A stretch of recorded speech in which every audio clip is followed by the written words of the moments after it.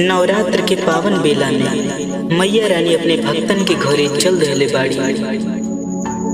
गांव के भोला भाला मासूम लोग मैया के दिल के बात नहीं समझ पावत कि मैया रानी अपना भक्तन के घरे काहे जात बिया।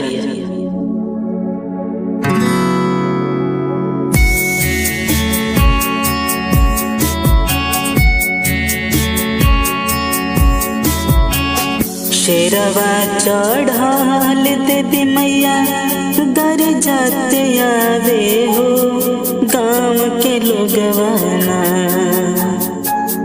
शेरवा चढ़ाल देवी दर जाते आवे हो गाँव के लोगवाना।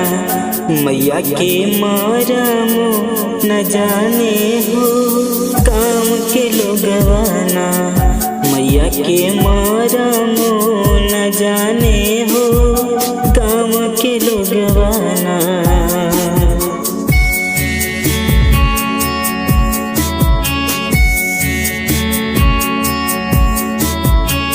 जे केहू माई के दिल के बात जानत बा वो स्वागत करत बा मैया के।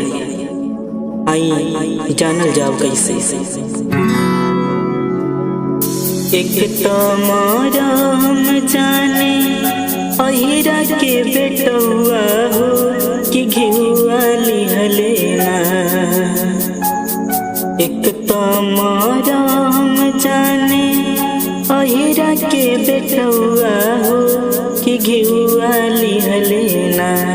मैया के चौरवा भइले ठाड़ हो कि घिउआ लिहलेना। मैया के चौरवा भइले ठाड़ हो घिउआ लिहलेना।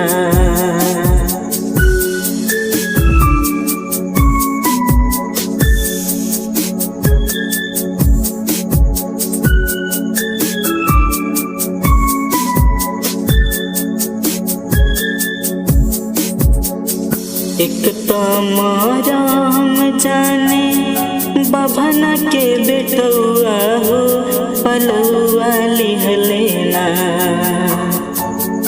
एक तो मरम जाने बभना के बेटुआ हो पलुआ लिहलेना।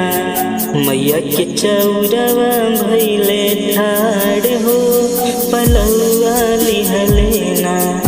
मैया के चौरवा भइले ठाड़ हो पलुआ लिहलेना।